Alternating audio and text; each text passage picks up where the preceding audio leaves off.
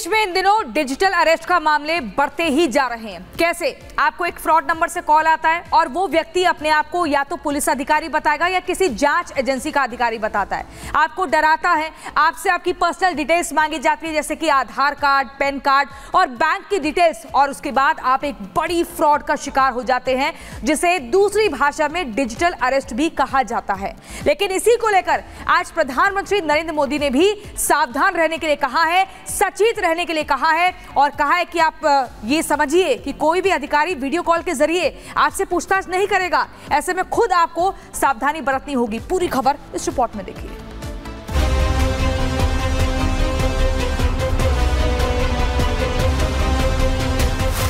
देश में digital arrest की बढ़ती घटनाओं ने पूरे देश को हिलाकर रख दिया है।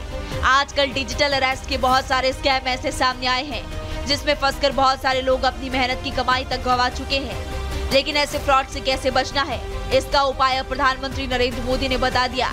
पीएम मोदी ने डिजिटल अरेस्ट स्कैम से बचने के लिए 3 मंत्र बताए हैं, जिनको अगर आप ध्यान से सुनेंगे तो कभी भी साइबर ठग आपको बेवकूफ नहीं बना सकेंगे। डिजिटल अरेस्ट स्कैम से बचने का पहला चरण, जब भी आपके पास स्पैम कॉल आए तो उसे उठाए ना। अगर आप फोन उठा भी लेते हैं और कोई आपको जांच के नाम पर या फिर पुलिस अधिकारी बनकर धमकाता है तो आप तुरंत घबराएं ना। सबसे पहले आप शांत रहें और जल्दबाजी में कोई कदम ना उठाएं। डिजिटल अरेस्ट स्कैम से बचने का दूसरा चरण, आपसे कोई आपके बैंक अकाउंट की जानकारी मांगे या व्यक्तिगत जानकारी देने को कहे तो उसे तुरंत अपनी पर्सनल डिटेल्स ना दे। संभव हो तो फोन कॉल्स को रिकॉर्ड कर ले और नंबर का स्क्रीनशॉट्स ले लें।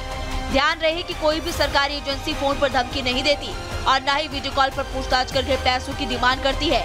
अगर आपके साथ ऐसा होता है तो समझ जाइए कि कुछ न कुछ तो गड़बड़ है।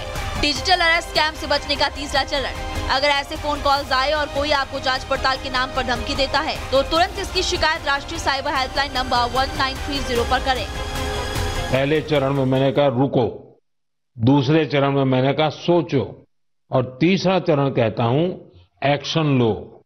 राष्ट्रीय साइबर हेल्पलाइन 1930 डायल करें, cybercrime.gov.in पर रिपोर्ट करें, परिवार और पुलिस को सूचित करें, सबूत सुरक्षित रखें, रुको, बाद में सोचो और फिर एक्शन लो।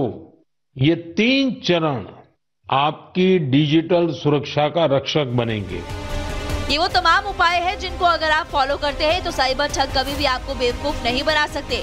मन की बात कार्यक्रम में पीएम मोदी ने लोगों से स्पष्ट कर दिया है कि देश में डिजिटल अरेस्ट जैसी कोई भी व्यवस्था नहीं है, इसलिए आपको घबराने की जरूरत नहीं है, बल्कि इन शातिर साइबर ठगों से सावधान रहना है। Bureau report, Republic Bharat.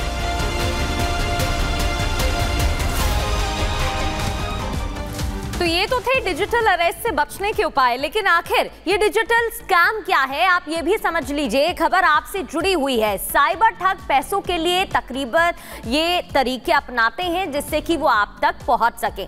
इतना ही नहीं, आपको बता दें, ठग आपको पुलिस अधिकारी बनकर कॉल करेंगे और आपको ऐसा लगेगा भी नहीं कि वो कोई ठग है या कोई फ्रॉड है। जिस नंबर से कॉल आएगा उसमें पुलिस अधिकारी की फोटो लगी होगी, ऐसे में आपको शक भी नहीं होगा। वीडियो कॉल पर बात करते हुए आपको सब सच लगेगा और आप समझ नहीं पाएंगे।